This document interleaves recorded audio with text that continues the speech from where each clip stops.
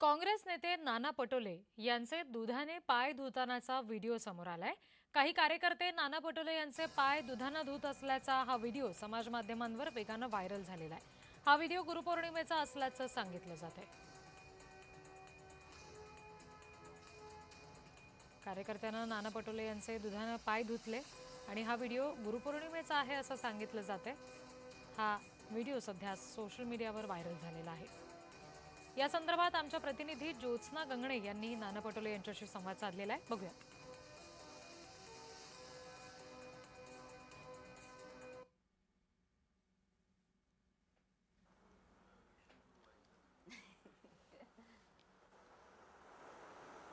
Social मीडियावरती सध्या एक व्हिडिओ व्हायरल होतोय, ज्या व्हिडिओमध्ये काँग्रेसचे ज्येष्ठ नेते नाना पटोले यांचं पाद्यपूजन जे आहे ते त्यांच्या कार्यकर्त्यांकडनं केलं जातंय। या व्हिडिओ संदर्भात आपण थेट नाना पटोले यांच्याशीच बोलणार आहोत। सर, नेमकं तो व्हिडिओ काय होता, कधी काढला होता? आत्ताच गुरुपूजेच्या दिवशीच माझ्या परिवारातले मुलं आहेत, ते कार्यकर्ते नाही आहेत। कार्यकर्ते आहेत काँग्रेस पार्टीचे, पण ते माझ्या परिवारातले आहेत आणि ते गुरुस्थानी मला मानतात आणि त्यांनी आग्रह केला। मी खरं तर या गोष्टीला मान्यता देत नाही, पण मी त्या दिवशी माझ्या गुरुकडे नानीजला नरेंद्राचार्य महाराजांकडे गेलो होतो।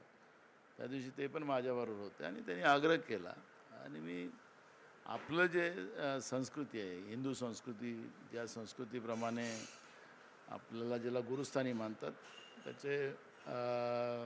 त्या पद्धतीची एक प्रक्रिया केली जाते आणि म्हणून मी मान्यता दिली। मला काही त्याच्यात आवडत नाही, पण तरी मी मान्यता दिली।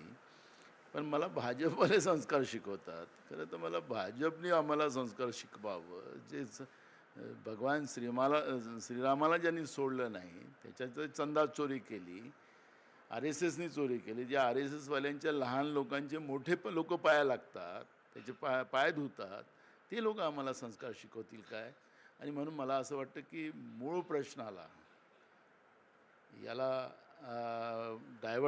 बाजूला करण्यासाठी या पद्धतीचं एक काहीतरी, कारण की आत्ता देशामध्ये स्वतःच यांचे आका जे मोदी आहेत त्यांच्यावर ज्या पद्धतीनं चौबाजूनी जैनजी असेल, शेतकरी असेल, तरुण असेल, म्हातारे असतील, सगळ्या लेवलवर त्यांना ज्या पद्धतीनं टीका चाललेली आहे आणि भाजपचं जी उतरती व्यवस्था सुरू झालेली आहे, त्याच्यामुळे असं एखादं पिल्लू काढायचं आणि त्यांनी आम्हाला संस्कार शिकवायचं, हे मला वाटतं की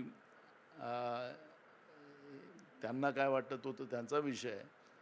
पण आमचं जे संस्कार आहेत, मी काही मोठ्या लोकांकडून पाय लागून नाही घेतले, आमचे लहान आहेत, माझ्या परिवारातले लोक आहेत आणि त्याच्यामुळे त्यांनी केलं असेल, काही जबरदस्ती तर मी केलं नव्हतं, त्यामुळे मला त्यांनी संस्कार शिकवावं असं मला वाटत नाही। पण भाजपवाले असं म्हणतात की नाना पटोलेंना जर साधू संत बनायचं असेल तर त्यांनी जे आहे ते राजकारण सोडून द्यावं। मग मोदींना सल्ला द्या ना, ते तपस्याला जातात ना, ते तिकडे तुमचे एक उत्तर प्रदेशचे मुख्यमंत्री आहेत, त्यांनाही सल्ला द्या। भगवे कपडे घालून आहेत तर त्यांनाही सल्ला त्यांनी द्यावं। म्हणजे खरं तर माझी भीती भाजपला किती आहे हा त्याच्यावरून अंदाज येतो आहे।